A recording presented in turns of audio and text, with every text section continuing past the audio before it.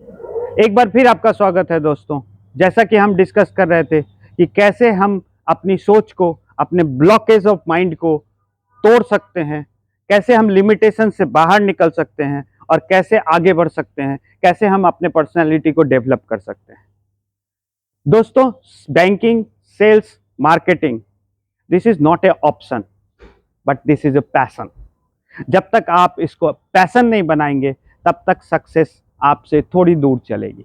जब आप इसको पैशन बना लेंगे तो आपकी सोच, माइंड ब्लॉकेज नीचे जाएगी। आप नया इनोवेशन करेंगे, आप नए तरीके ढूंढेंगे कि कैसे हम अपने काम को कर सकते हैं। एक छोटा सा एग्जाम्पल दोस्तों, जापान में मछली पकड़ना एक बहुत बड़ा व्यापार है। वहाँ के लोग मछली खाना भी बहुत पसंद करते हैं। जब नाविक मछली पकड़ने समुद्र में जाता है तो वो 7 घंटे, 8 घंटे, 9 घंटे के बाद वापस आता है और इतने देर तक मछली पकड़ के लाने के बाद वो मछली उतनी ही ताज़ी नहीं रह जाती थी और उन्हें लगता था कि मछली का पूरा दाम नहीं मिल रहा है।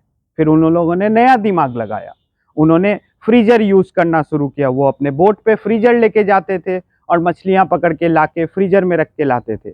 लेकिन लोगों ने इसको भी पकड़ लिया और ऐसा फिर से शुरू हो गया कि उनकी मछली ताज़ी नहीं लगती है।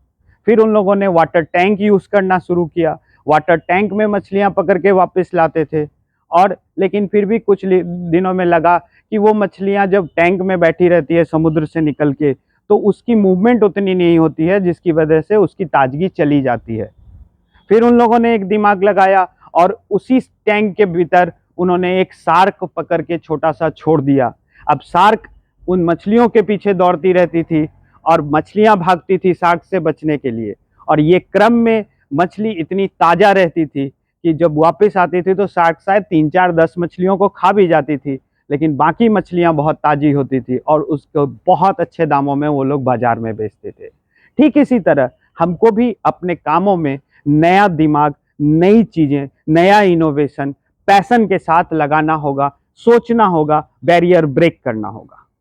दोस्तों, अभी अभी एशियन गेम्स चल रहा है और हम लोग विटनेस कर रहे हैं कि इंडिया पहले के मुकाबले कितने अच्छे तरीके से आगे आ रही है। इस बार के ओलंपिक में दोस्तों हमने 107 मेडल लिए हैं। 2006 में हमने 53 मेडल्स लिया था। 2010 में दोस्तों 65 मेडल्स इंडिया के पास आए थे। 2014 में 57 और 2018 में 70 मेडल्स आए थे।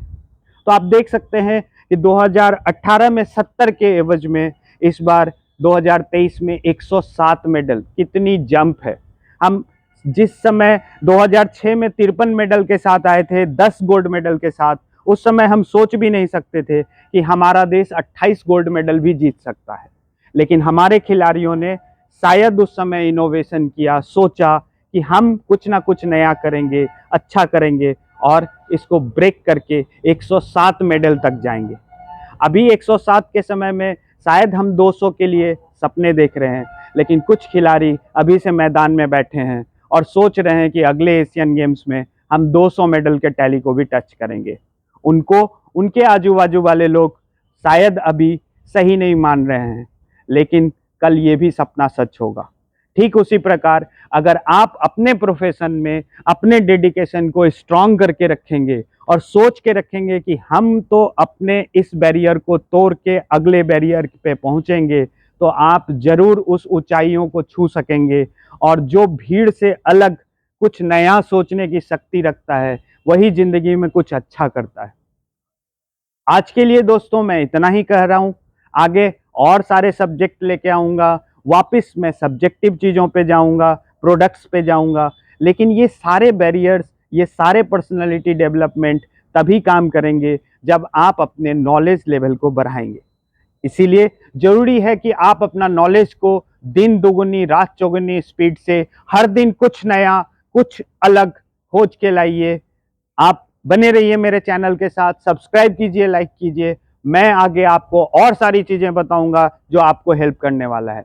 तब तक के लिए धन्यवाद दोस्तों।